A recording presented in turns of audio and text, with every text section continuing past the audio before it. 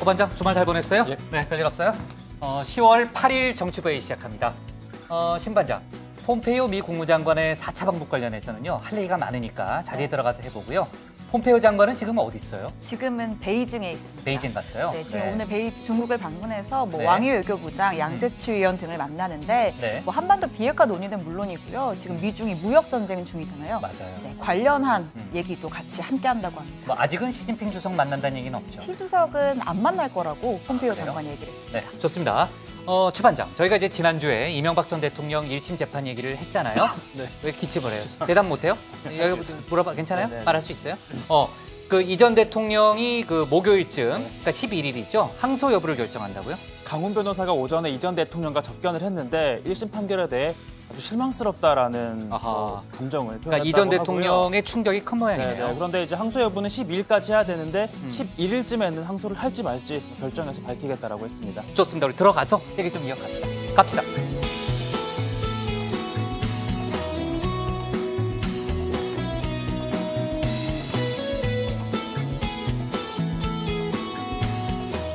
네, 반장들 자리에 앉았으면 정치부회를 시작하죠. 조금 전에 이제 신반장이랑 폼페이오 미 국무장관 얘기를 했지만은 어제죠. 어제 북한을 방문한 폼페이오 국무장관이 북한 비핵화 협상에 중대한 진전을 이뤘고 핵 사찰단이 곧 북한을 방문하게 될 거라는 말을 직접 했습니다. 이제 베이징으로 출발하기 전에 기자들한테 밝혔고요. 폼페이오 장관은 준비가 끝나는 대로 사찰단이 풍계리 핵실험장과 미사일 엔진 시험장을 방문할 거라고 설명을 했습니다. 조금 전에 청와대 브리핑을 들어보니까요. 김정은 위원장하고 폼페이오 장관이 5시간 30분 동안 함께 있었다고 하더라고요. 그러니까 상당히 긴 시간을 함께 했고요. 면담 자리에는 김여정 부부장만 배석했다고 합니다. 저희가 평양 남북정상회담 때 김여정 부부장이 정말 씬 스틸러 역할을 톡톡히 했잖아요. 그러니까 이번에 그 김영철 부위원장 대신에 김여정 부부장만 배석한 걸 보니까는 역시 실세는 실세구나라는 그런 생각이 절로 드는데 북한 매체들도 김정은 위원장의 육성을 직접 전하면서 2차 북미 정상회담을 기정사실화하는 그런 보도를 내보냈는데 그 전반적으로 이제 북한의 반응도 그렇고 미국의 반응도 그렇고 만족스럽다라는 그런 입장을 보이는 건 분명해 보입니다. 이 부분은 따져볼 부분이 많으니까 잠시 후에 신반장 발제 때 얘기를 해보고요. 그리고 가사 노동에 대한 경제적 가치를 평가한 국가 공식 통계가 오늘 처음 나왔습니다. 통계청이 오늘 내놓은 가계 생산, 말이 좀 어려워요. 위성계정 개발 결과인데 조금 풀어서 말하면은 무급 가사노동 가치 평가 자료입니다. 거기 보면은 음식 준비와 청소, 자녀 돌보기 같은 가사노동 가치가 그 2014년 기준으로 이제 통계 자료가 나왔는데 2014년 기준으로 남녀 합쳐서 1인당 평균 연간 710만 8천 원으로 조사가 됐고요. 이를 성별로 좀 나눠서 본다면은 여성이 약 1,077만 원, 정확하게는 1,076만 9천 원으로 나와서 남성의 3배가 넘었습니다. 그러니까 여성 가사노동의 경제적 가치가 남성보다 훨씬 높다는 건 우리가 알고는 있지만 그런 상식이 이제 통계 수치로 확인이 됐고요. 전체 가사노동 가치는 명목 GDP의 24.3%를 차지했다고 합니다. 그리고 오늘 국무회의에서요. 그 미투 관련 개정 법률 5건이 의결이 됐는데 그에 따라서 업무상 위계 위력에 의한 간음죄의 법정 형량이 최대 7년의 징역형, 또 추행은 최대 3년 징역형으로 상향 조정됐습니다. 또 공무원법이 개정이 돼서요. 내년 4월부터는 모든 유형의 성범죄로 100만 원 이상의 벌금형을 받은 공무원은 당연 퇴직되고 특히 이제 미성년자 대상 성범죄를 저지른 경우에는 공직 임용이 영구적으로 배제됩니다.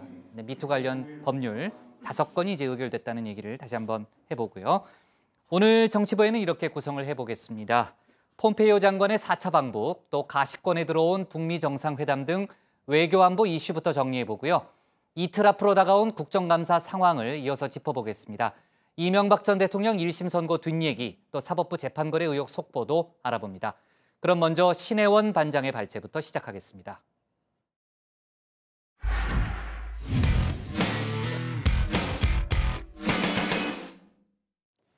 조금 전에 간단히는 얘기해봤지만요. 어제 있었던 미국 폼페이오 장관의 4차 방북, 북미 양측으로부터 성공적이었다는 평가가 나오고 있습니다. 비핵화와 체제 보장을 주고받는 빅딜의 입구를 열고 2차 북미 정상회담의 조기 개최도 논의했습니다. 문재인 대통령은 바야흐로 한반도에 새로운 질서가 만들어지고 있다고 평가했습니다.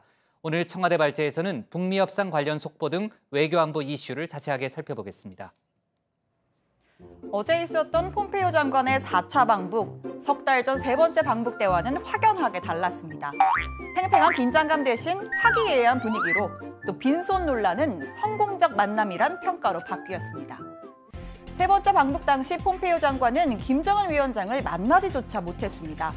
북미 간 협상이 난항을 겪고 있다는 증거였는데요. 당시 김정은 위원장은 심지어 평양이 아닌 양강도의 감자가루 공장에 머물렀습니다.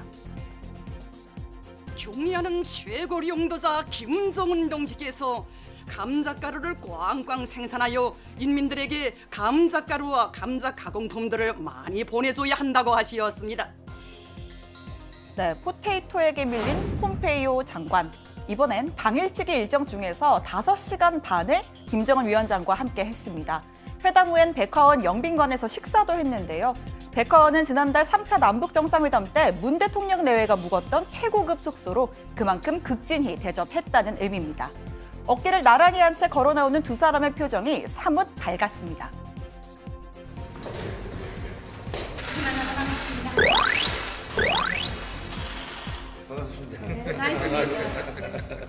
불편하시지 않습니까? Everything's great. Everything's great. I'm very much looking forward to our time together too. 장관께서 네 번째 나오시니까 이렇게 다른 사람들보다 이렇게 낯설지 않을 거라고 생각합니다. No, that's right. That's exactly right. 여기 또 기자들이 좀 많은지 모르겠어요. Yes, for you.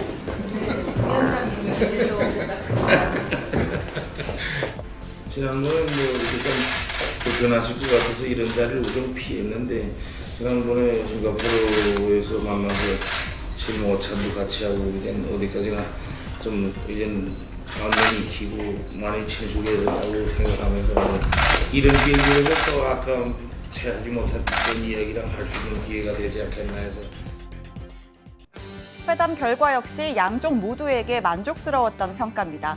문 대통령을 만나기 위해 곧장 서울행에 나선 폼페이오 장관은 비행기에서 내리기도 전에 트위터를 올려서 우리는 진전을 이뤄가고 있다고 전했습니다. 트럼프 대통령 역시 트위터를 통해서 김 위원장을 가까운 미래에 다시 만나길 기대한다고 했습니다. 하루 지난 오늘 북한도 회동 소식을 대대적으로 보도했습니다. 2차 조미 순회회담, 즉 북미 정상회담과 관련한 실무 협상을 빠른 시일 안에 개최하는 데 합의했다고 했습니다. 특히 김정은 위원장이 조만간 회담에 대한 훌륭한 계획이 마련될 것이라고 확신했다라고도 전했습니다. 비핵화 해결을 위해서도 건설적인 의견을 교환했다고 강조했습니다. 북한과 미국 그리고 회담 성과를 공유한 청와대의 설명까지 종합을 해보면 이번 방북을 통해서 비핵화와 체제 보장을 주고받는 북미 빅딜의 입구가 열렸다는 분석이 나옵니다. 먼저 핵 사찰 문제인데요. 미 국무부에 따르면 김 위원장은 풍계리 핵실험장이 불가역적으로 폐기됐는지를 확인할 사찰단을 초청했다고 합니다. 풍계리 실험장은 지난 5월 5개 나라 취재진이 참관한 가운데 폭파됐지만 국제 사찰단이나 전문가의 검증이 없었다는 이유로 회의론이 적지 않았습니다. So here comes the countdown, and here comes the big bang. Just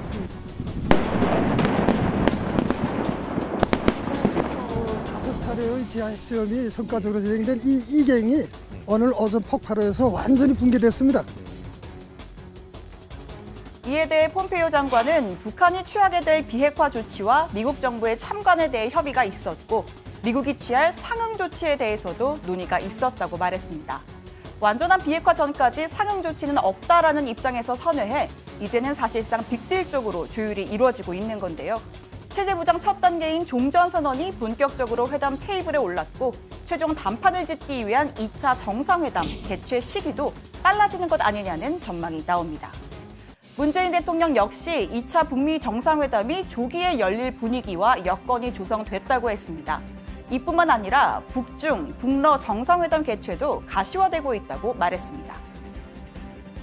조만간 김정은 위원장의 러시아 방문과 시진핑 주석의 북한 방문이 이루어질 전망입니다. 또한 북일 정상회담의 가능성도 열려 있습니다.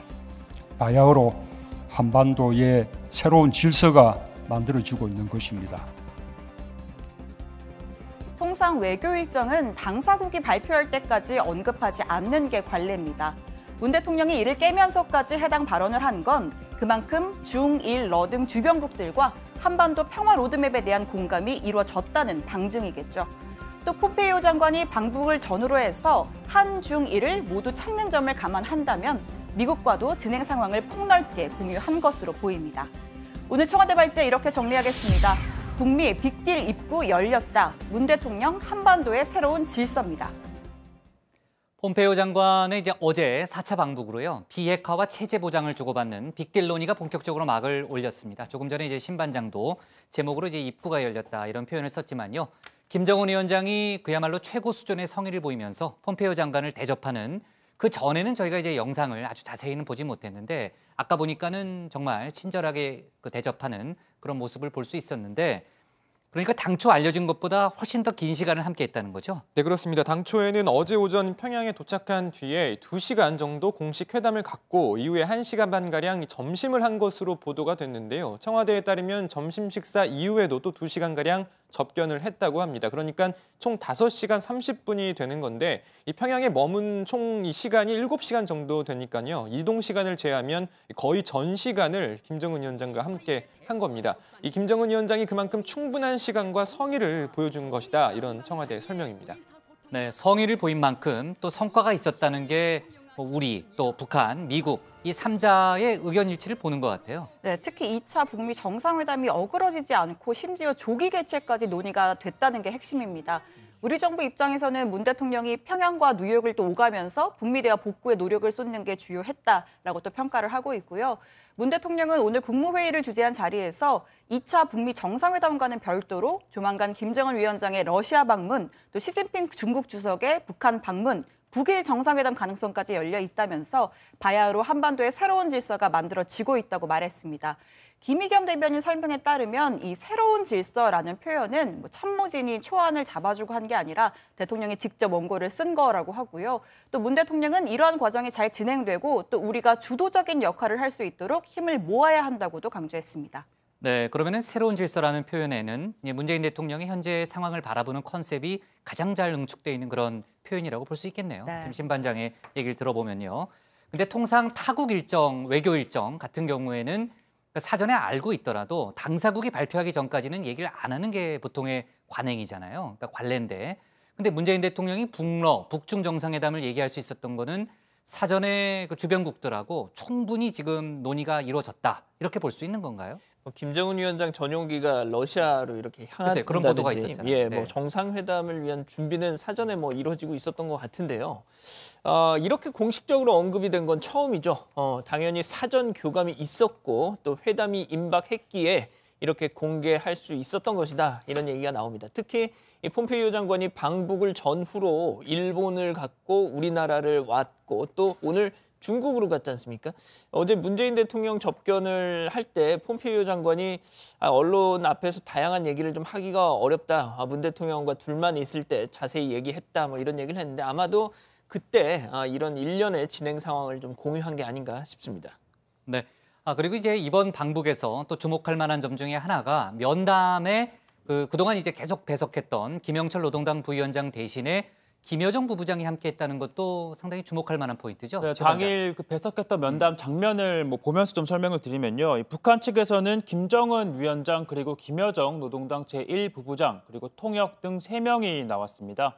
또 미국 측에서는 폼페이오와 스티븐 비건 국무부 대북정책 특별대표 그리고 앤드류 김 CIA 코리아 미션센터장 이렇게 3명이 참석을 했는데요.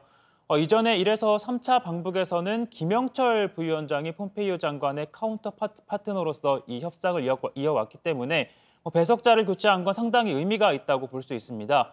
아시다시피 그동안 미국은 군 출신인 김영철 부위원장이 지나치게 강경해서 말이 잘 안 통한다라며 협상 창구를 바꿔줄 것을 요구해왔다고 합니다. 그래서 그동안 또 외국 언론들, 특히 이제 외신 보도를 보면은 외교관 출신인 이용호 외무상으로 카운터파트가 바뀔 거다 이런 얘기가 많았잖아요, 최 반장. 네, 그런데 이번에 보면 그 이용호 외무상이 아닌 김여정 부부장이 대신 등장을 한 거고요. 이 김 위원장과 누구보다 가까운 김여정 부부장을 배석시킴으로써 미국의 반감을 적극적으로 고려하고 있다는 의지를 보여주려 했다는 분석이 나오고 있습니다. 또 흥미로운 게 그동안 이 북한 측 통역관으로 배석을 했던 1호 통역 김주성 대신 처음 보는 여성 통역관이 정말 등장했다는 겁니다. 네, 아까는 제가 못 봤는데 지금 그러네요. 지금 보시는 이 장면인데 이걸 두고 이제 워싱턴 외교가에서는 김영철에게 정보가 가는 걸 차단하기 위해서 통역관을 김여정의 측근으로 교체했을 가능성이 있다. 뭐 이런 분석도 나왔다고 합니다. 네.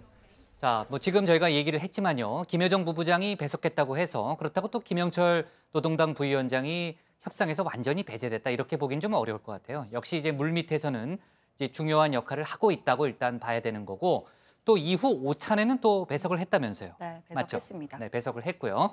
자, 이번 회담의 성과 여러 가지가 더 있고 또 폼페이오 장관이 얘기 안 한 부분도 또 있을 겁니다. 하지만 현재까지 알려진 것만 놓고 생각을 해본다면은 일단은 크게 두 가지로 볼 수 있는데 그러니까 풍계리 핵실험장 폐기 등 비핵화 조치에 대한 미국의 사찰 허가 이 부분이 일단 뭐 가장 크다고 볼 수 있고 또 하나는 이제 북미 정상회담 개최와 관련한 이제 합의가 이루어졌다 이렇게 좀 볼 수 있을 텐데 일단은 조기 개최 정도로 알려졌잖아요. 그럼 고 반장이 보기 조기라는 건 언제쯤입니까?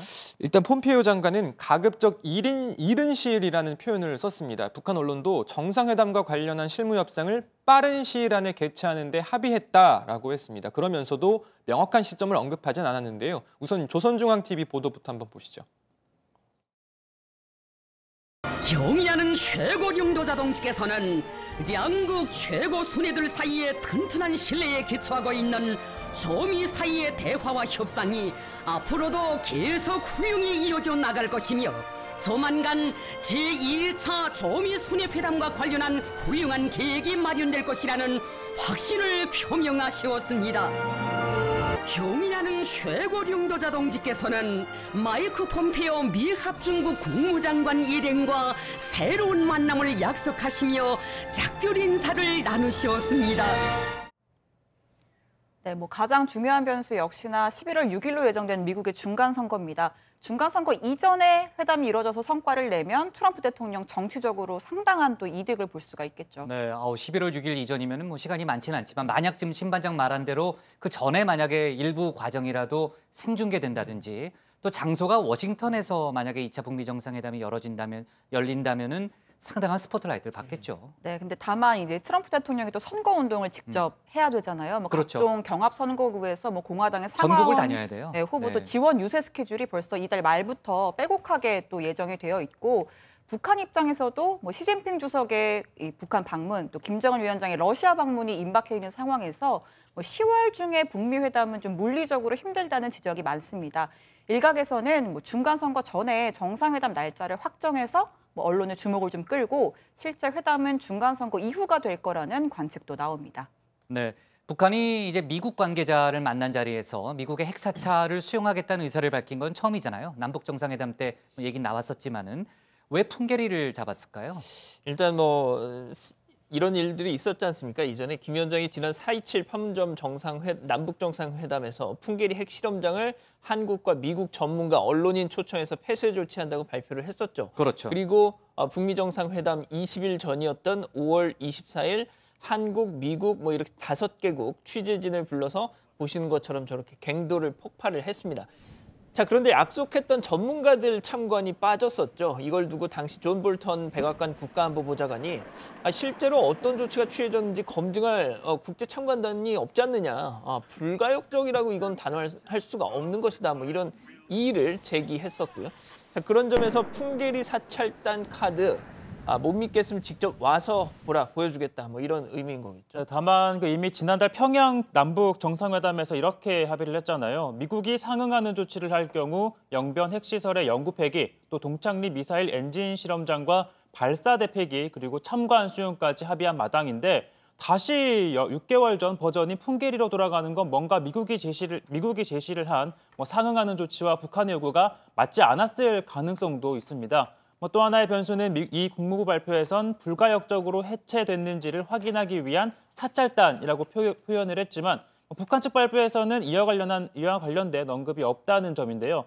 이 국무부 발표문만 보면 미국 측은 국제 원자력 기구와 미 전문가들을 동원해 시료 채취까지 하는 것을 의미하는 듯한데 북한과 이 부분까지 합의가 된지는 미지수입니다. 네, 뭐 아까도 얘기했지만은 폼페이오 국무장관이 지금 합의한 거를 다 얘기한 게 아닐 겁니다.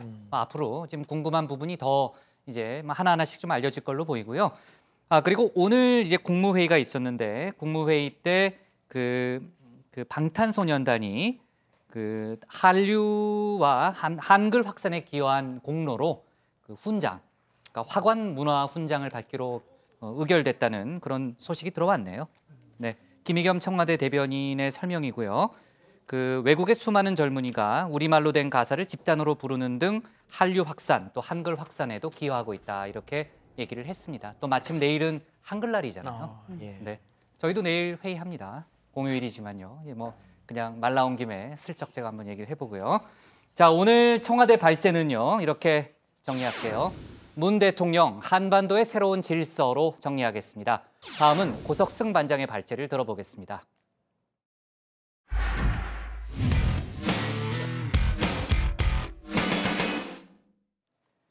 지난주 우여곡절 끝에 대정부 질문 일정을 마친 국회가 이번 주부터는 국정감사 모드에 돌입합니다.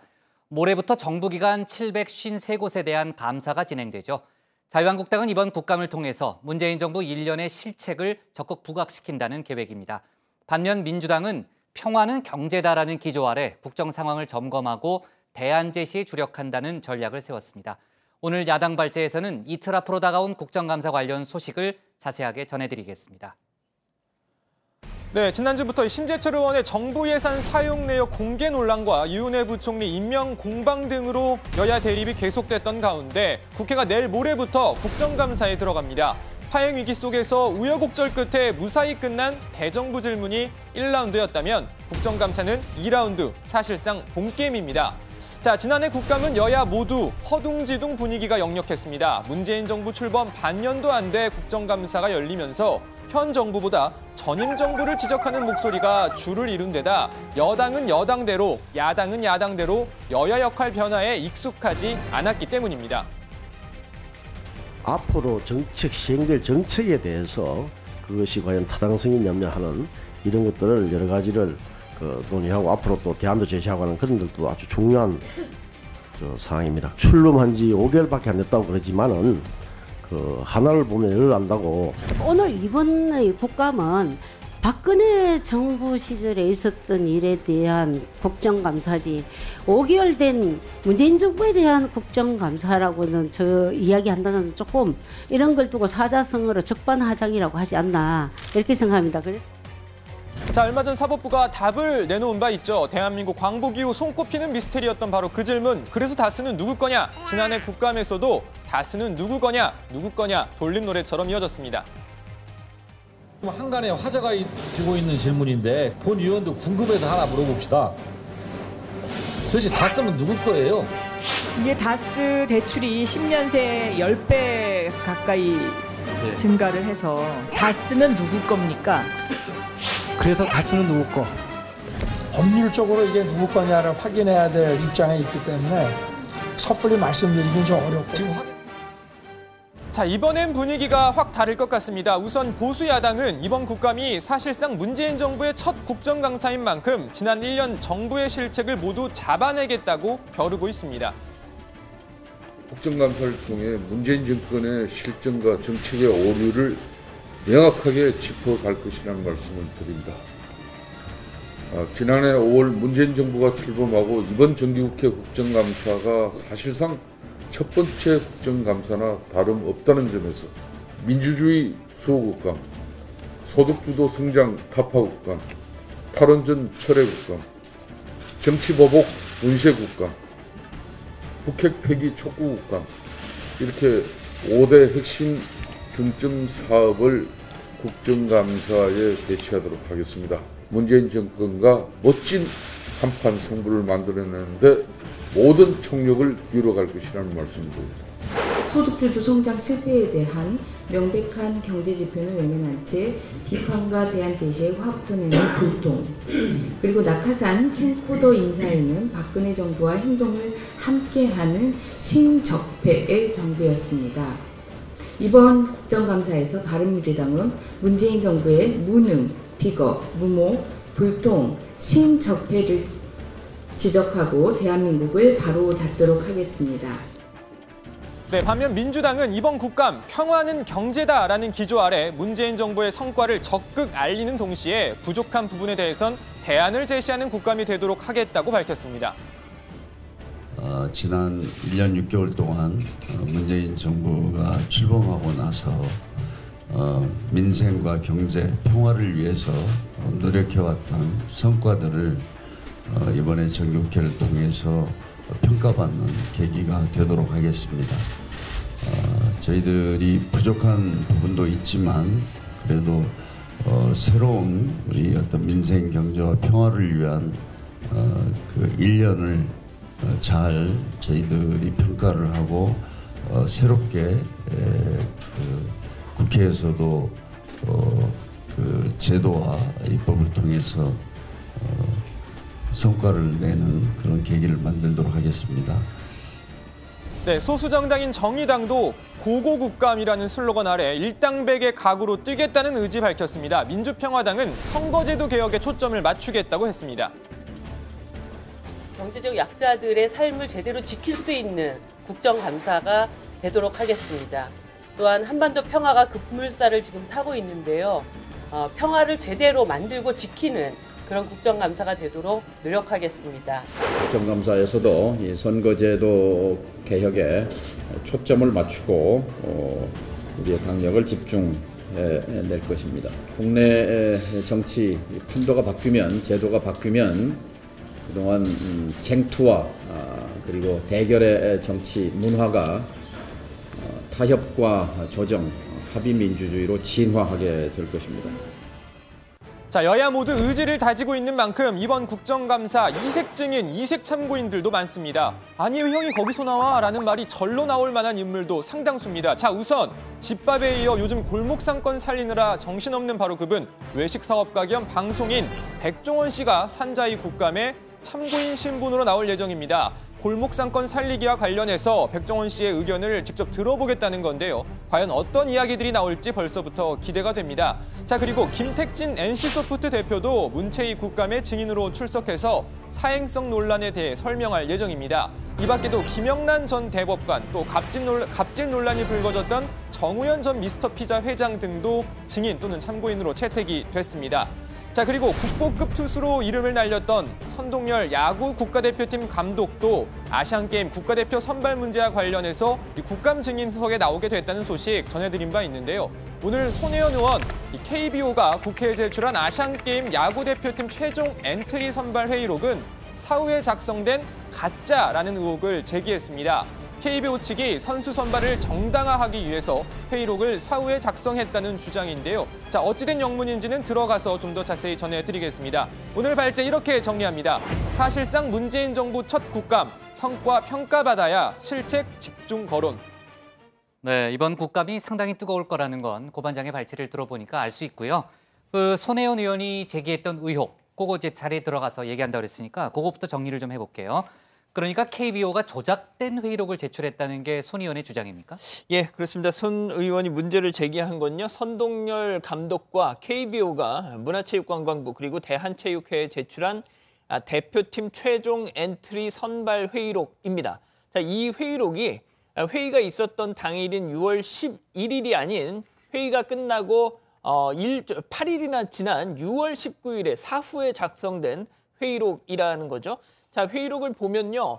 이 평가 근거로 등장한 선수들의 기록에 6월 19일 기준이라고 설명이 달려 있는데 생각해 보시죠. 회의일이 6월 11일이었기 때문에 6월 19일 기준이다.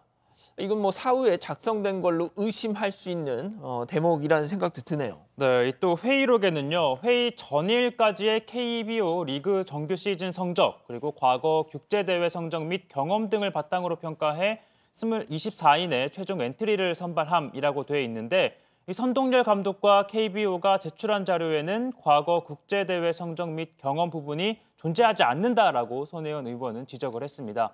이에 대해 KBO 측은 이미 설명한 대로 11일 회의 후 대표팀 명단을 결정했으며 이를 21일에 대한체육회에 보고를 했는데 이 과정에서 보고자료에 선수들 평가 기록을 19일자로 업데이트를 해서 오해가 생긴 것이다라고 밝혔습니다. 네, 양측의 입장이 완전히 상반되는 만큼 이 부분도 이제 국감에서 어차피 선동열 감독이 또 증인으로 나오니까요.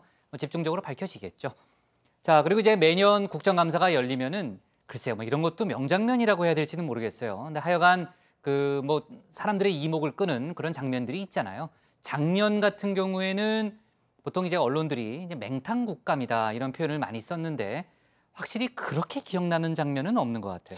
네, 그렇습니다. 아무래도 이 다른 해보다 지난해 국감 명장면이라고 꼽을 만한 좀 이목이 집중되는 그런 장면이 드물긴 했습니다. 자, 그 와중에도 이 국민들의 시선을 끌었던 장면 찾아봤습니다. 바로 지금 보시는 이 장면, 고 노회찬 전 의원이 감사원 국정감사에서 이 박근혜 전 대통령 구치소 인권침해 논란과 관련해서 일반 재소자 1인당 가용 면적은 신문지 2장반이 안 되는 면적이라면서 직접 누워보는 그런 모습입니다. 일반 재소자들과 박 전 대통령의 가용 면적 차이를 명확하게 보여주면서 인권침해 주장에 반박을 한 거였습니다.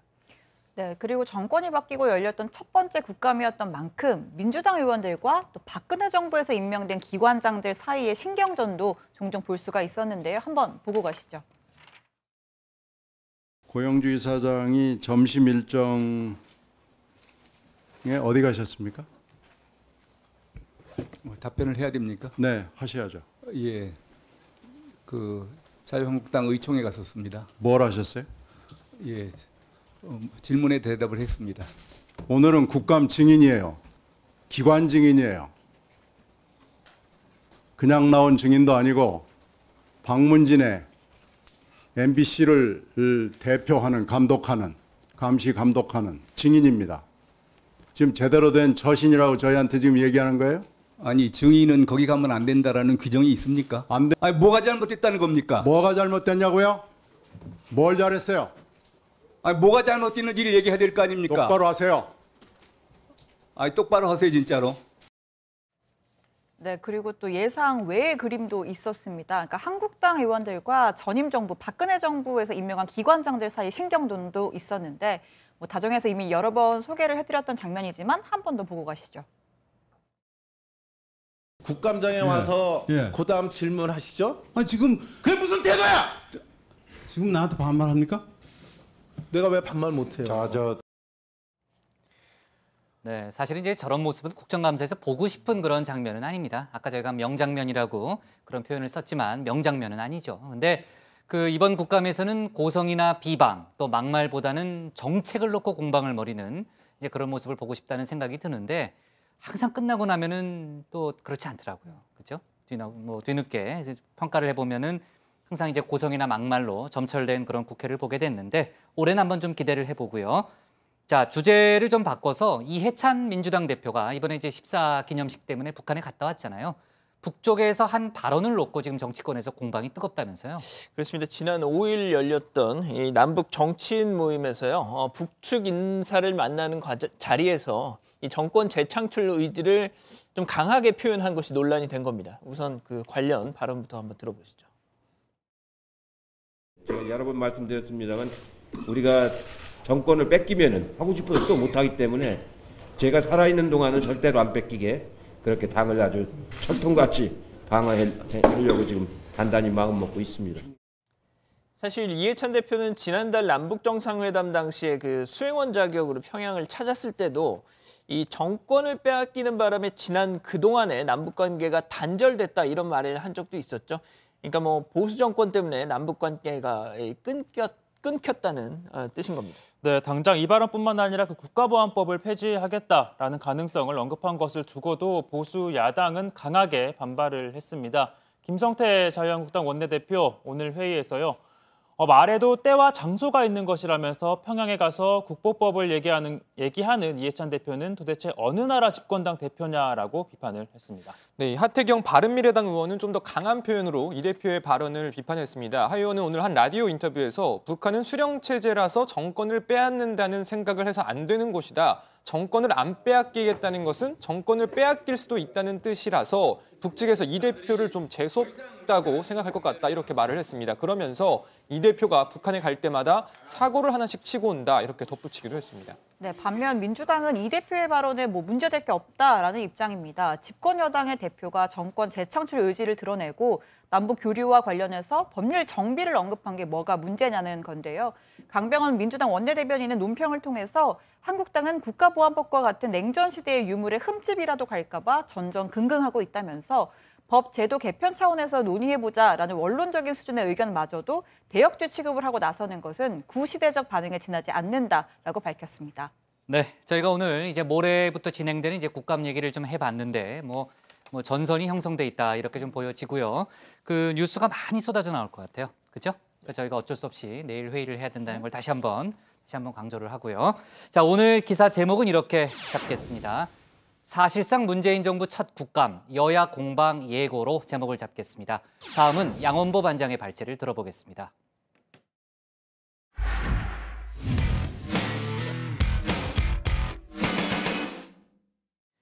이재명 경기지사와 배우 김부선 씨 사이에 이른바 여배우 스캔들 논란과 관련한 한 녹취 파일이 공개돼서 논란이 커지고 있습니다. 김부선 씨와 김 씨를 돕는 소설가 공지영 씨 사이에 이루어진 통화 녹취가 유출된 건데요. 김 씨는 통화에서 이재명 지사의 신체 한 곳에 큰 점이 있다는 그런 얘기를 한 거죠. 이 지사 측은 일고의 가치가 없다 이렇게 일축했는데 오늘 양 반장 발제에서는 관련 소식과 여러 가지 정치권 뉴스를 함께 정리해 보겠습니다. 예, 그렇습니다. 저도 진짜 어지간하면 지상파 아침 드라마를 방불케 하는 이 여배우 스캔들 논란 가급적이면 소개하지 않으려고 정말 노력하고 있습니다만 오늘은 좀 일파만파 파장이 상당히 큽니다. 양해해 주셨으면 싶고요. 자, 지난 4일부터 SNS에 김부선 씨와 공지영 씨 간의 이 통화 녹음 파일이 계속 돌고 있더군요. 지금도 찾아보니 있습니다. 당사자들도 본인임을 확인했습니다. 자, 문제는 그 대화 내용이었죠. 자, 2분 정도 되는 그 파일인데 김부선 씨가 먼저 이 지사의 신체 한 곳 은밀한 부위에 점이 있다, 큰 점이 있다라고 말을 한 거죠. 그러면서 이건 내가 법정에서 최악의 경우에 꺼내려고 했다고도 했습니다. 들으신 분들은 이 음성 파일을 들으신 분들은 아시겠지만 제가 방송에서 구체적으로 말씀드릴 수 없는 이유 다 아실 겁니다. 자, 그러자 공지영 씨가 깜짝 놀라면서 대박 이러면서 이 성 관련 사건에서 여자가 승소할 때 이 상대 남성의 신체 특징을 밝힐 수 있는지 여부가 관건인데 그런 점에서 게임 끝났다 한 겁니다. 자, 현재 이 통화 녹음 누가 유출한 건지는 확실치 않습니다. 김부선 씨는 지금까지 가타부타 말이 없더라고요. 자, 어제는 한 유튜브 방송에 출연을 해서 변호인인 강용석 변호사에게 바로 이곳이 이재명 지사와 데이트를 했던 그 밀회 공간이다 라면서 본인의 집 내부를 소개하는 여유까지 보여줬습니다. 자, 형사고소 민사소송의 집 내부 공개까지 연일 강공 모드인데요. 자, 이재명 경기지사 마침 오늘 토론회 참석차 이렇게 국회를 찾았더군요. 취재진 질문 쏟아졌지만 대꾸를 하지 않았습니다. 자, 그런데 이 지사 오늘 한겨레 신문과 전화 통화에서는요. 이 경기도정의 정상화를 위해서라도 더는 불필요한 논쟁을 끝낼 시기가 온 것 같다. 조만간 진실의 문이 열릴 것이다 했습니다. 누가 거짓말을 하는지 빨리 그날이 오기를 바랄 따름입니다. 자, 다음 소식으로 가보죠. 자, 지난주에 소개해드렸는데 유은혜 교육부 장관의 지난 4일 국회 대정부 질문 이 답변 과정에서 야당 의원들의 고성, 비판이 집중되자 듣고 있던 민주당 의원들 그만 좀 하쇼! 맞불 놓으면서 난장판이 됐었죠.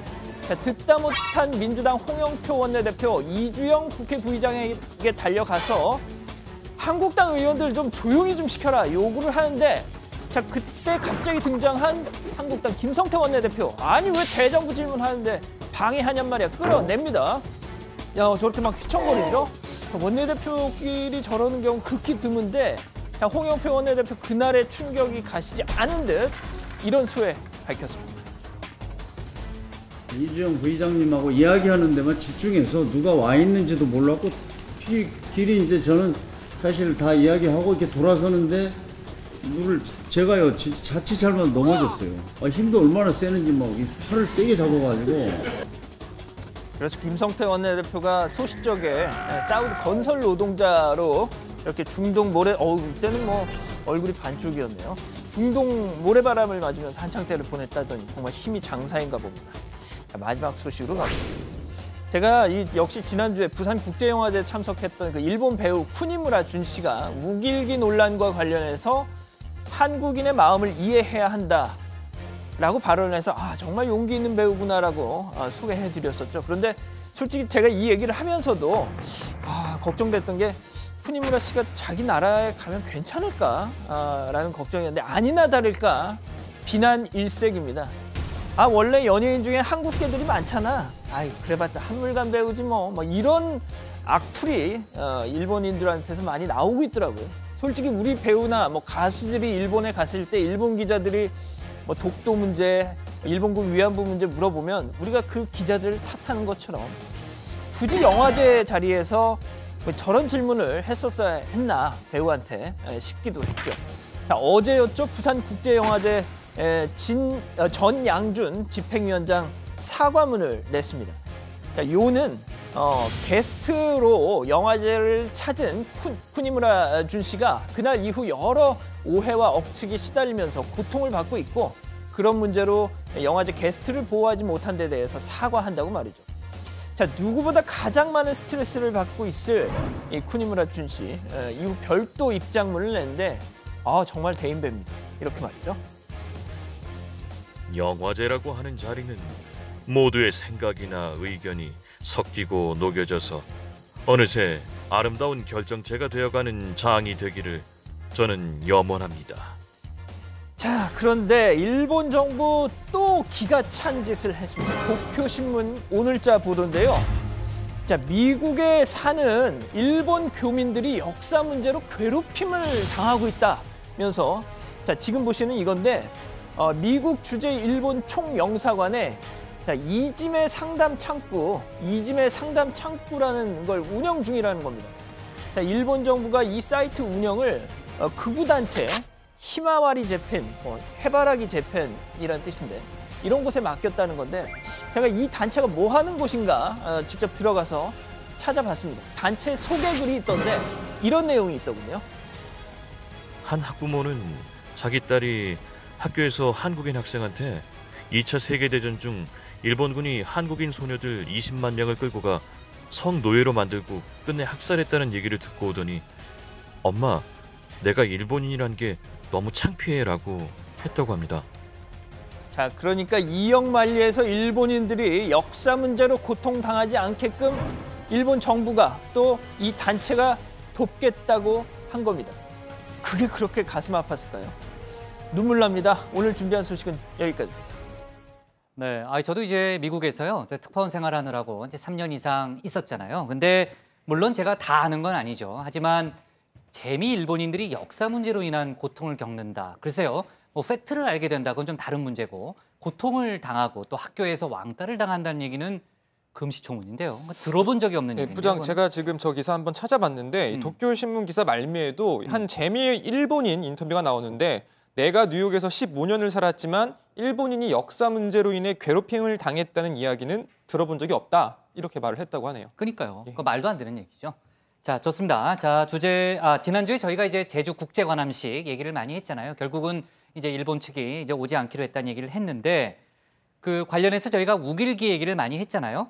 근데 정말 우길기는 전범기다. 이거 반드시 알려야 되겠다라는 생각을 갖게 한 사건들이 이어지고 있는 분위기예요. 네, 그렇습니다. 스페인 프로축구 리그죠. 프리메라 리가 공식 SNS 계정에 일본 J리그에서 뛰고 있는 자국 선수 페르난도 토레스의 득점 장면을 소개하면서 우길기를 사용한 영상을 올린 겁니다. 당장 여기저기서 비난이 쏟아졌습니다. 그러니까 당장 이런 것만 보더라도 서양 사람들 사이에서는 우길기가 전범기라는 인식이 거의 없는 것 같습니다. 패션 아이템 정도로 생각을 하는 것 같은데 어쨌든 사방에서 이렇게 비난이 쏟아지니까 라리가 측에서 곧바로 게시물을 삭제하고 사과를 하긴 했습니다. 특히 또 한 발 더 나아가서 라리가 모든 구단에게도 우길기 사용을 하지 말 것을 알리겠다라고 했다는 거죠. 당장 이것만 보더라도 나치의 역사를 잘 알고 있는 서양 사람들에게 우길기는 마치 하켄크로이츠와 같은 것이다 라는 사실을 잘 알리기만 해도 어렵지 않게 어필을 할 수 있다는 생각이 또 듭니다. 그렇죠. 맞아요. 신반장 얘기가 맞고요. 자, 그리고 김부선 씨와 공재영 씨 사이에 이루어졌던 그 녹취 파일, 도대체 누가 공개했는지는 지금 전혀 알려지지 않은 거예요? 네, 일단 이 파일이 그 트위터를 통해서 처음 공개가 됐는데요. 이 공지영 씨는 지난 5일에 SNS에 이렇게 얘기를 했습니다. 1시간 넘는 통화에서 이 부분만 발췌가 됐다면서 불쾌감을 토로를 했는데요. 현재로서는 유출 경로를 확정하기는 어려워 보입니다. 그나저나 김부선 씨가요, 변호인, 이제 강용석 변호사가 지금 변호인을 맡았잖아요. 그 이후로는 정말 강경 모드로 선회했네요. 뭐 김부선 씨가 그동안 사진이 있다, 또 뭐 외국에 증거물이 있다 이런 주장은 많았지만 뭐 이걸 뒷받침해주는 확실한 증거를 내놓은 적은 없었습니다. 그런데 이런 와중에 연인 혹은 뭐 부부 외에는 알기 어려운 신체 뭐 특정 부위를 신체 부위의 특징을 얘기하고 또 어제는 자신의 옥수동 아파트 내부를 공개하면서 여기서 데이트를 했다라고까지 한 거죠. 네. 자, 아까 이제 이재명 지사 측에서는 일고의 가치도 없다 이런 얘기를 했고요. 혹시 반론이 추가로 나온 건 없습니까? 예, 뭐 앞서 말씀드린 대로 오늘 토론회를 참석하려고 국회를 이재명 지사가 왔는데요. 뭐 취재진들 관련 질문이 쏟아졌지만 대답은 하지 않았습니다. 뭐 난감하겠죠. 예, 이재명 지사 측은 굉장히 치욕스럽고 인격 모독적인 내용이다라면서 상당히 격앙돼 있다고 합니다. 실은 어제 경기도 내에 북한 옥류관 남측의 1호점을 개설하는 것을 뭐 골자로 하는 이 대북교류 협력 사업 소식을 발표하기도 하고 나름 공을 들인 그런 내용들이 여럿 있는데요. 이 여배우 스캔들 논란에 전부 묻히면서 상당히 당혹해하고 있다고 하네요. 잠깐만요. 그 옥류관 1호점을 경기도에 낸다고요? 신반장, 그건 어떻게 낼 수 있는 거예요? 14선언 11주년 행사 때 방북을 했었던 이화영 경기도 부지사가 북측과 뭐 합의를 했다는 겁니다.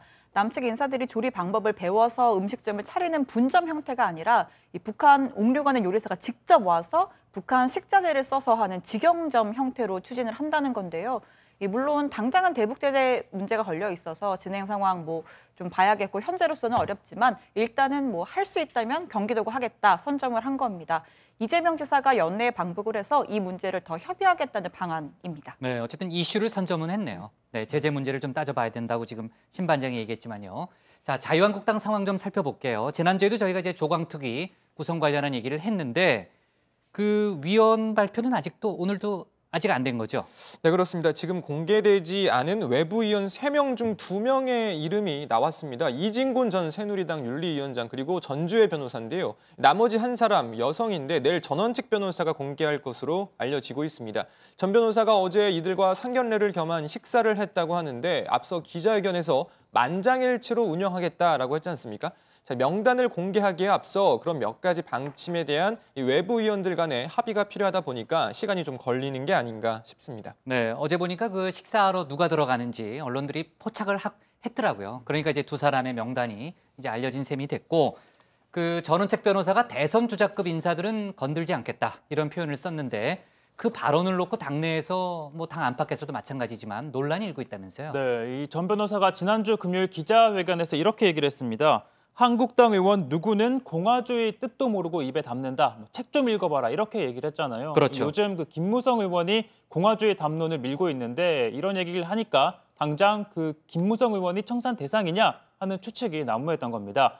그러자 전 변호사 대선 주자급 분들은 당의 자산이다. 뭐 그런 분들에게 함부로 칼을 들이대서는 안 된다. 내 말을 갖고 김 의원이 자신을 타깃으로 한 걸로 오해할까 봐 굉장히 걱정된다라면서 진화에 나선 겁니다. 네, 오해라는 표현을 썼군요. 근데 그날 기자회견에서 조금 전에 이제 최 반장도 얘기했지만은 김무성이라는 이름 석자를 꺼낸 적은 없습니다. 다만 공화주의 뭐 그런 얘기를 했고 사실 뭐 누가 봐도 사실 김무성 의원을 떠올릴 수밖에 없는 그런 맥락은 있었어요. 그 뭔가 좀 항의를 들었다 이런 생각도 드네요. 예, 뭐 그랬던 것 같습니다. 그리고 또 유여해 전 최고위원 또 이 전원책 변호사를 맹 비난했더라고요. 무슨 일인고 하고 읽어봤더니 김무성을 대선 주자급이라니 기사 보고 웃음이 터진다. 정치는 책임이다. 갑자기 홍준표 전 대표가 그립다라고 이렇게 비판을 한 겁니다.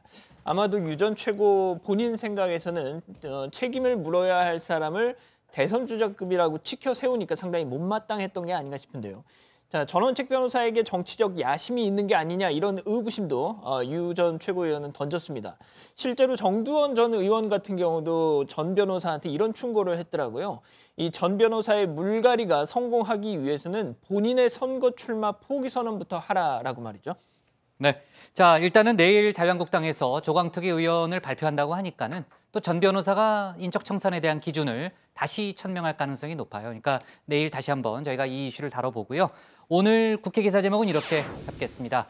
김부선 공지영 통화녹취 유출 일파만파로 제목을 잡겠습니다. 다음은 최종혁 반장의 발제를 들어보겠습니다.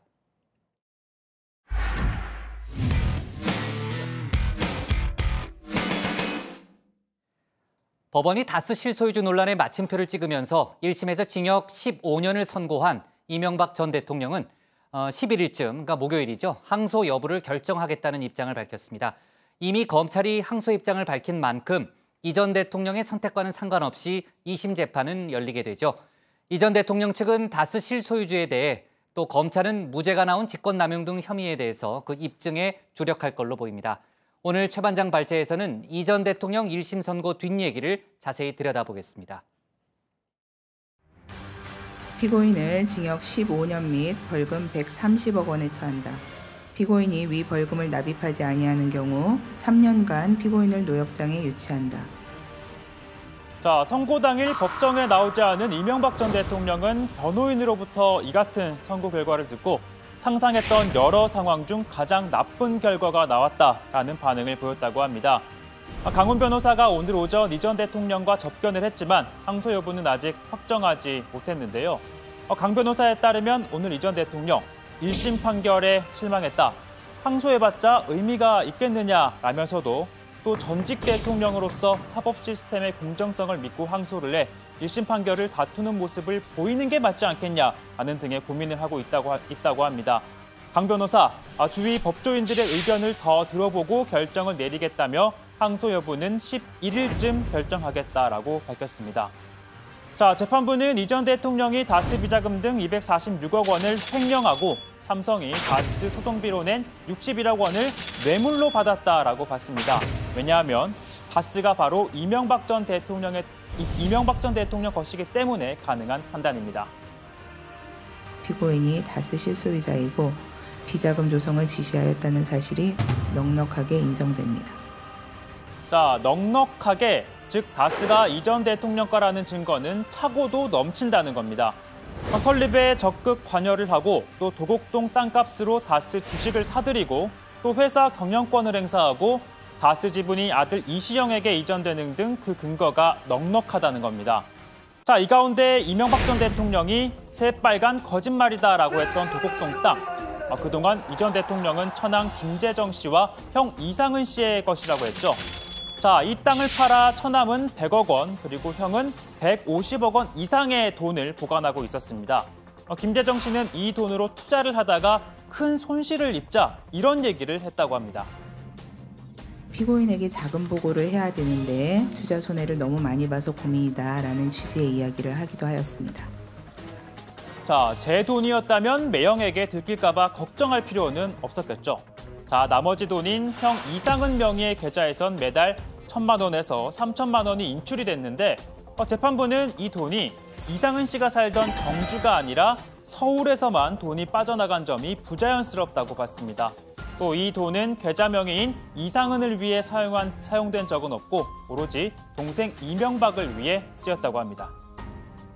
피고인의 논현동 자택공사와 관련하여 60억 원가량이 사용되었고 이시영이 이동영에게 요구하여 10억 원가량을 사용하였으며 자, 따라서 이 전 대통령이 항소를 한다면 자신이 다스 실소유주가 아님을 증명할 수 있는 반박 자료들을 추가로 제출할 것으로 보입니다. 뿐만 아니라 증인을 법정에 세워 유리한 증언을 이끌어내기 위해 1심 때와는 달리 증인을 신청할 수도 있습니다. 자, 징역 20년을 구형했던 검찰 입장에선 15년형이 선고되면서 겉으로는 어느 정도 성과를 달성한 모양새입니다. 그러나 17개 혐의 가운데 유죄가 인정된 건 7개입니다. 나머지 10개 중 2개는 공소시효가 지났고 2개는 아예 공소를 기각했죠. 그리고 6개 혐의는 무죄 판단을 받았습니다. 자, 김성호 전 국정원장, 그리고 최등규 대보그룹 회장, 손병문 ABC 상사 회장, 능인선원 지광 스님으로부터 받은 돈은 뇌물이 아니라고 봤습니다. 또 청와대에 다스 소송을 지원하라고 지시를 하고 또 차명재산 상속세를 줄일 방안을 검토하라고 시킨 건 직권남용이 아니라고 또 판단을 했죠. 자, 특히 이 직권남용에 대한 판단에 대해서 뒷말이 무성합니다. 우선 재판부는 직권남용이 성립하려면 그 지시가 대통령의 권한에 속하는 것이어야 하는데 이 청와대와 외교부의 다스 소송과 차명재산 상속을 검토하라고 시킨 건 대통령이 공무원에게 지시할 수 있는 사안이 아니다라고 설명했습니다. 즉, 이 전 대통령의 지시가 불법이기는 하지만 이 대통령의 권한을 이용한 직권남용은 아니라고 판단을 한 겁니다. 검찰 안팎에선 이 직권남용을 지나치게 좁게 해석한 것이란 비판이 나오고 있는데요. 같은 날 다른 재판에서도 비슷하게 판단을 했습니다. 정경련의 보수단체를 지원하도록 한 혐의를 받는 김기춘 전 비서실장에 대해서도 이 비서실장이 자금 지원을 요구할 수 있는 법령상의 근거가 없다며 직권남용은 해당하지 않는다라고 판단을 했습니다. 그러다 보니 이를 두고선 의심의 눈초리가 나오고 있습니다. 이 사법농단 사태에 대해서 이제 직무권한에 관한 부분, 직권남용에 관한 부분이 분명히 적용이 될 텐데요. 예. 조직을 보호하기 위한 사전 포석이 아니냐라는 그런 의심의 눈초리가 지금 좀 있습니다.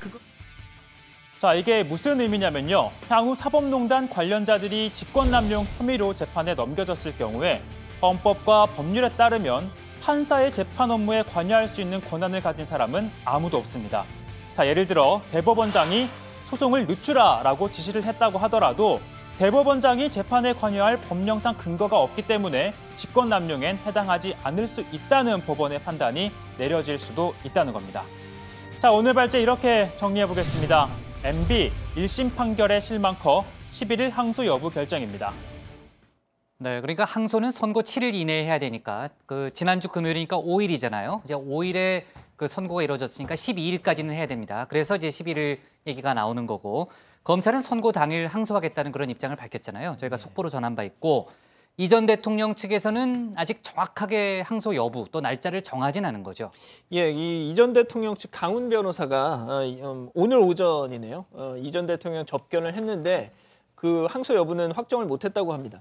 강 변호사는 이 전 대통령이 1심 판결에 실망을 많이 했다면서 야, 이거 항소를 해봤자 의미가 있겠느냐라는 생각을 하고 있다고 했다는 거죠. 그러면서도 이 전직 대통령으로서 우리나라 사법 시스템의 공정성을 믿고 항소를 해서 1심 판결을 다투는 모습을 보이는 게 맞지 않겠느냐라는 생각도 갖고 있다고 또 전했다고 하는 거죠.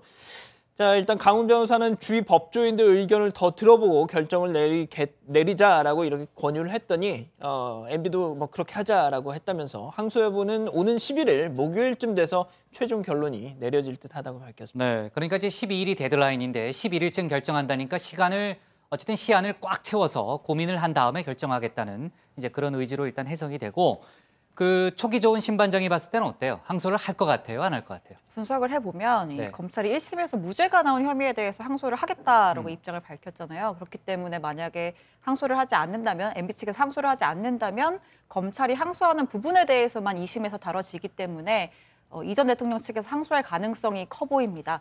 게다가 항소를 하지 않았던 박근혜 전 대통령의 경우에는 항소심에서 형량이 늘어났다는 점도 고려하지 않을 수 없을 것으로 보입니다. 그러니까 신반장은 항소 가능성에 더 무게를 두는 거군요. 네, 다만 일각에서는 이 항소를 한다는 건 1심 결과를 받아들이는 것과는 또 별개로 이 사법 시스템 자체를 인정을 한다 뭐 이런 의미로 볼 수도 있는데 그동안 이 전 대통령이 자신에 대한 수사가 정치 보복이라는 입장을 계속 밝혀왔기 때문에 재판 또한 정치 재판이고 또 그러한 정치 재판 결과에 불복한다는 입장을 보이면서 이 정치 보복의 희생자라는 프레임을 만들기 위해서라도 항소를 포기할 가능성도 제기되고 있습니다. 네, 제가 일부러 경쟁을 붙이는 건 아닌데 그래야 재밌으니까 게임을 붙여야 재밌으니까 신반장의 예측이 맞을지 고반장의 예측이 맞을지는 11일에 바로 또 확인이 되니까요. 저희가 한번 11일 지켜보죠. 괜찮죠? 괜찮죠? 네. 항소 포기. 지나친 도박은 위험합니다. 아니 지나치지 않아요. 이 정도면 네. 뭐 별로 지나친 것 같지는 않은데. 저는 분석을 했다는 거. 그러니까요. 네. 저도 신반장이 좀 맞을 것 같은데요. 그래요? 네, 좋습니다. 어쨌든 11일에 지켜보고요. 아직도 형이 확정된 건 아니지만 이 전 대통령은 벌금 130억 원, 또 추징금 80몇억 원, 82억 원인가요? 선고가 됐잖아요. 지금 전 재산이 집 한 채라고 그동안 주장을 했는데 그럼 돈을 어떻게 낼 수 있는 거예요? 네, 벌금 130억 원, 추징금 82억 7천만 원을 선고받았습니다. 통상 뇌물죄의 경우에는 그 뇌물 액수의 2배에서 5배 정도를 벌금으로 부과를 하는데요. 재판부는 다스 소송비를 통해서 삼성을 통해 받은 61억 원을 기준으로 2배가 조금 넘는 130억 원을 벌금액으로 정한 걸로 보입니다. 벌금은 확정 판결일로부터 30일 이내에 내야 하고요. 내지 않으면 이 전 대통령의 경우 최대 3년간 노역장에 유치가 됩니다. 그러니까 이거 내지 않을 경우에는 대신 몸으로 떼우면 되는 건데 뇌물로 챙긴 돈은 환수를 해야 합니다. 그래서 82억 원 가량의 추징금도 선고를 했는데요.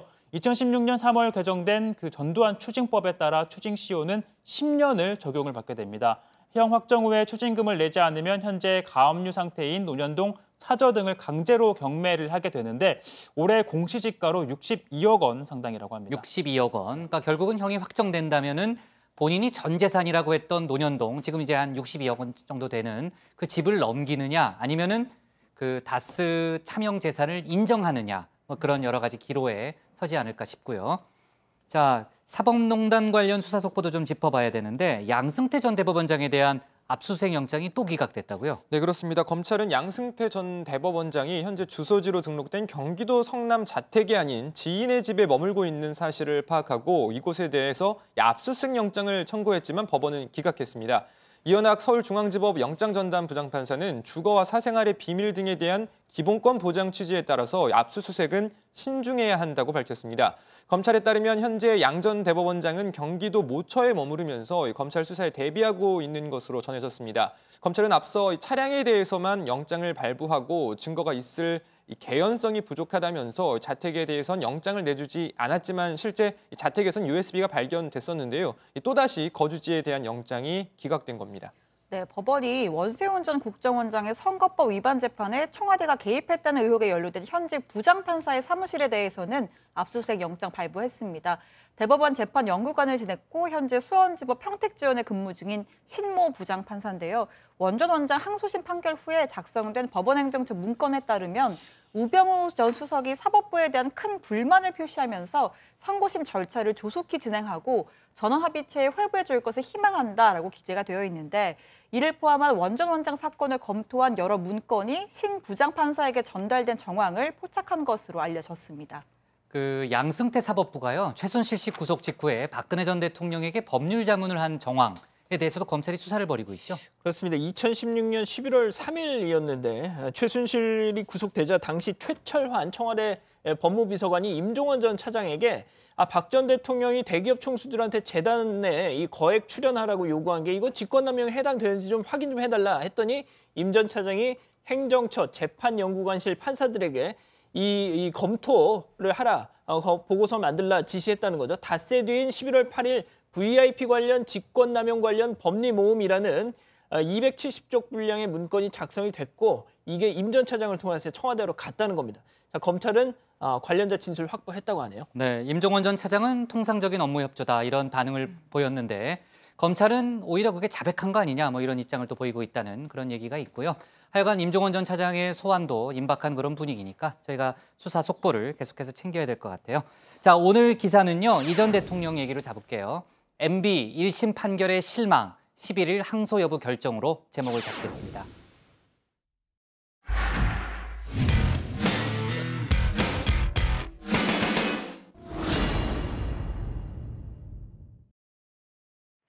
안녕하세요. 톡쏘는 정치의 강정입니다. 지난 6일 해화역에서 불편한 용기가 주도하는 5번째 집회가 열렸습니다.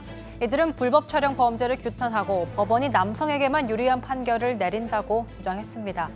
이번 집회에선 이른바 리벤지 포르노가 이슈로 떠올랐습니다. 가수 구하라 씨의 전 남자친구 최 씨가 리벤지 포르노를 보냈다고 해서 규탄의 대상이 되기도 했죠.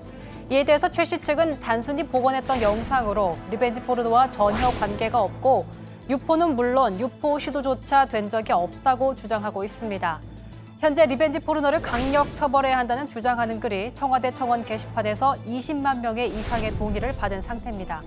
한편 집회 주최 측은 국회 법사위 소속 의원 등에게 이른바 문자 총공 퍼포먼스를 벌였습니다. 여성 혐오 범죄 처벌을 강화하는 법을 제정하라는 내용의 문자 메시지를 집단적으로 보낸 겁니다. 이에 대해서 박지원 민주평화당 의원은 문자 폭탄을 받았다며 SNS에 이런 글을 올렸습니다. 대화용 5차 집회를 주최하는 여러분께 경고합니다. 저는 여러분의 주장이 옳다고, 즉 워마드를 이해해야 하며 반성이 필요하다고 밝혔고, 국회 법제사법위원회 질의를 통해서도 법무부 법원행정처에 맹성을 촉구했습니다. 그러나 귀하들은 무조건 정치인에게 무차별 문자 폭탄을 가하고 있습니다. 현재 이 글은 트위터에 흔적만 남아있고요. 페이스북의 글은 삭제된 상태입니다. 실제로 박지원 의원은 안희정 전 충남지사의 1심 무죄 선고와 관련해서 워마드의 주장이 옳았음을 우리가 이들 주장에 새겨들어야 한다는 걸 다시 한번 입증했다는 글을 올렸고요. 이은혜 헌법재판관 후보자 인사청문회에선 미투, 워마드 등의 이슈에 대한 후보자의 입장을 묻기도 했습니다. 지금 현재 우리 사회적으로 미투 굉장히 문제가 많습니다. 워마드 아시죠? 네. 그분들이 정치적으로 과격한 그것은 찬성하지 않지만은 언제까지 성적 피해를 여성만 감당해야 되느냐? 이건 문제가 있는 거 아니에요? 국회에서 여러 의견 수렴 절차를 거쳐서 지혜롭게 법을 제정하시면 또 일선에서도 잘 적용할 수 있으리라고 생각합니다. 그렇게 답변하시는 것이 정석이에요. 저 개인적으로는 합격입니다. 잘하셨어요. 한편 하태경 바른미래당 의원도 페이스북에 문자 폭탄과 관련해 글을 올렸습니다. 문자 폭탄에 대해 감사하게 생각한다는 반응이었습니다. 불법 촬영과 여성 혐오 범죄 처벌 요구하는 문자 폭탄 2만 개 정도 받았습니다. 문자 폭탄은 늘 감사하게 생각합니다. 정치인은 문자 폭탄 받을 때가 제일 행복한 때입니다. 그런데 하태경 의원은 법사위 소속이 아니라 국방위 소속인데요. 아무래도 과거 워머드 게시판에 몰래카메라 사진이 오른 것에 대해서 지구를 떠나거라라고 페이스북에 글을 올린 적이 있어서 대상이 된 것이란 추측이 나오고 있습니다. 문자 폭탄에 대해서 정당한 정치 참여다 아니다, 의회 민주주의에 대한 폭거다 이런 의견들이 엇갈리고 있습니다. 과거 박근혜 전 대통령 탄핵을 반대했던 의원들에게 항의 문자가 쇄도한 이후 일종의 유행처럼 번지면서 최근엔 정치인에 대한 압박 수단으로 변질됐다는 지적도 나옵니다.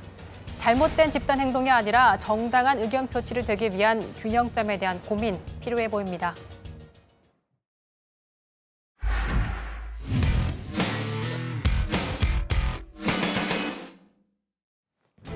네, 오늘 저희가 고른 한 컷은 저유소 화재 새벽 진화, 오늘 합동 현장 감식입니다. 어제 경기도 고양시 휘발유 탱커에서 난 불은 오늘 새벽 17시간 만에 완전히 꺼졌습니다. 폭발의 충격으로 탱크 윗면이 종이장처럼 구겨졌고 안이 훤히 들여다보입니다. 다행히 인명피해는 없었지만은 40억 원이 훌쩍 넘는 재산 피해가 발생했습니다. 경찰과 소방당국은 오늘 낮 합동 현장 감식에 들어갔는데요. 지난달 소방 점검을 받고도 왜 화재가 발생했는지, 초기 진화에는 왜 실패했는지 그동안 제기된 문제점들을 확실하게 풀어야겠습니다. 오늘 정치부에는 여기까지고요. 저희는 한글날인 내일도 평소대로 찾아뵙겠습니다. 네, 다시 한번 강조합니다. 내일 꼭 와야 돼요.